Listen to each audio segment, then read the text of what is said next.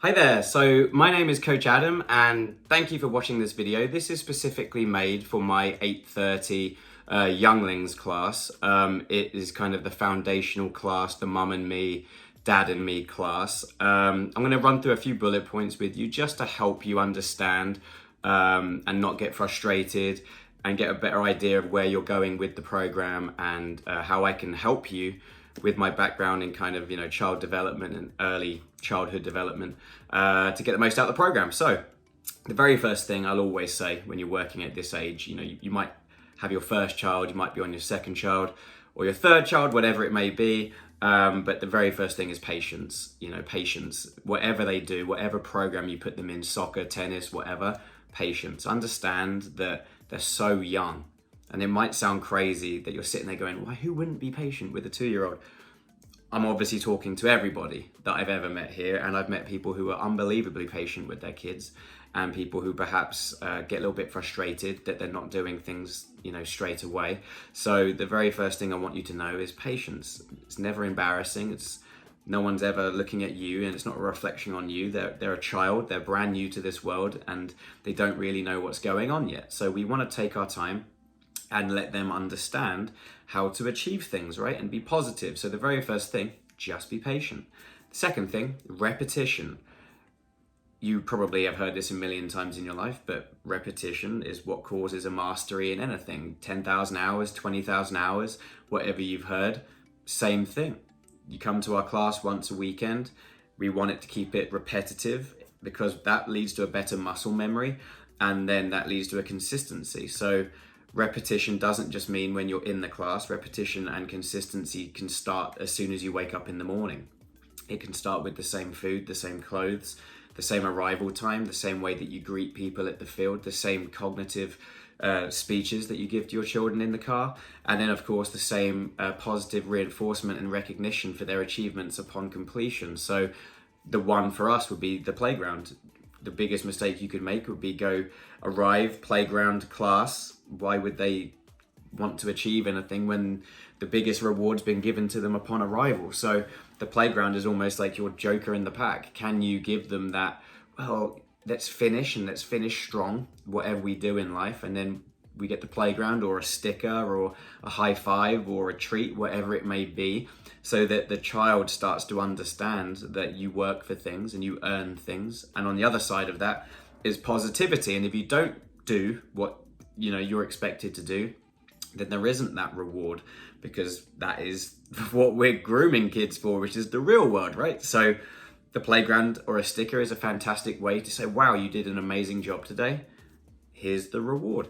So yeah, that would be the next thing. My third point would be clear, black and white imitation. If you are in the class, we obviously have one parent on the field with each child, and we have coaches helping also.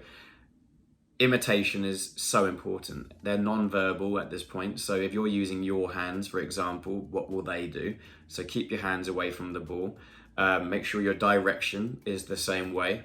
You are the leaders of their future, and we are the leaders of the class. So effectively, if we tell you get the ball from here to here, do it. If they get halfway and they give up or their brain goes somewhere else, that's okay. Can we A, encourage them to finish and then give them a positive reinforcement upon completion? Or B, if they're distracted, take them back, reset, get a new ball, repeat. It's that consistency and that repetition that allows them to feel comfortable within a structure. Children love structure and order. So the quicker you can get them to that, the easier it's going to be for you, not just in this class, but moving forward in life, okay? The next thing would be, like I said, the positive conditioning upon minor achievements and then major achievements within the class. So if the task is wake up a cone using balance and they do it, high five, amazing job. If they don't do it, keep your energy calm, show them, can you do it? If they can't do it again, show them again, can you do it? You see how I keep it calm and repetitive? It's almost Android-like. But that is the level of patience you're going to have for them to kind of develop correctly within the class. And that's really it. Keep it positive. The next thing would be don't give a reward prior to the class. Food can be that. Don't give them food or drink really within a 10, 15, 20-minute window of the class. You don't want to start messing with the variables and the factors that they are going to be putting into this giant science experiment of new people, new class, new sport. Maybe the weather's changed. Did they sleep? Did they have a good kind of breakfast? There's so many things that can go wrong that all we can do is try and control those variables the best that we can, okay? So don't be giving out rewards prior to the class, or kind of verbal, bribes effectively. If you do this, you get this. That's not really how you want to do it. You want it to be all about positive achievement and self-motivation, rather than motivation based off of, if you do it, like it looks desperate for one, and two, they will start to sense that they'll get rewards regardless of their behavior, poor or positive. So we always want it to be very clear. If you do it, you get this positive reward, and so forth. The next thing, arrive on time. About 25% of people are purely motivated by time, in the sense that I'm one of them. I wear a watch religiously, and I take my life down to the beats of 30 minutes, and I feel that helps getting over procrastination and pushing through multiple tasks in a day. It's the same thing for 25% of your kids, and of course you don't know whether it's divine intervention or the universe, whatever you believe in. Your kid might not be the same personality type as you. So if you don't mind getting places late or on time, your son or your daughter might really be affected by that. So arriving with a good amount of time, again, going back to consistency and scheduling, and that is really going to help you if you do have a child who you've noticed loves that structure maybe more than others and loves timekeeping. So be aware of that. The next one, if they do cry or have a day when it's just a rough morning, they're human. Don't kind of get worried about that too much. Do take them off the field, because we don't want them to mentally associate a crying or hysterics or whatever it may be with the sport itself. Taking them off the field, allowing them a safe place to decompress and, a little bit of space. Once they're cool and they're like got it together again, bring them back. And if they don't get it together, that's absolutely okay. Remember, they're two. Go back to first point, patience.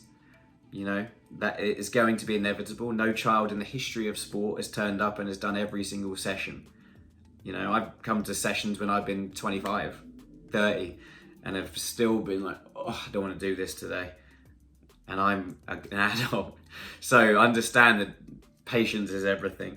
The next thing, this is for parents in the class. If they're not doing it, if they're not kicking it, or it normally happens within the last 10 minutes, don't swing your kid. The reason for that is they will, one, think this is a game. You've created a game within a game. We don't want that. And two, you've created dependence upon you, the parent, to actually help them achieve it. This class is all about stepping out of being effectively a baby into the first stage of their natural development and their socialization. So you picking them up and swinging them into the ball is just for you to do it. And thirdly, it can actually be hurtful if you pull on their shoulders too much and stuff. It can actually hurt them. So definitely don't do that.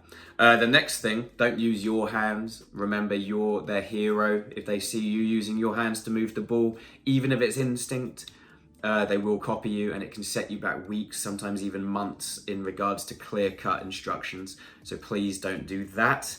And then, the next thing I've said here is patience again. I put it on my list, patience again. This takes months and it takes years to get a master of anything. Just imagine, as an analogy, if I said, go away and learn French and then come back to me next week, you would not be a master of French, right? And you're an adult. So think about that just in regards to your child. It takes them months. This is why we're a developmental program. We're not expecting you to be with us for 10 weeks. We're expecting you to kind of stick it out throughout their entire childhood and learn their socialization and their soccer development with us over several years. That's where the real benefits come, regardless of whether you want to be a soccer player, later in life. It could be tennis, it could be martial arts, it could be soccer. These are the same fundamental beliefs that you're going to have to take wherever you go to kind of help your child to understand things such as sharing, failure tolerance, all of these things that are going to come in your child's development. So Hopefully those were really good tips for you.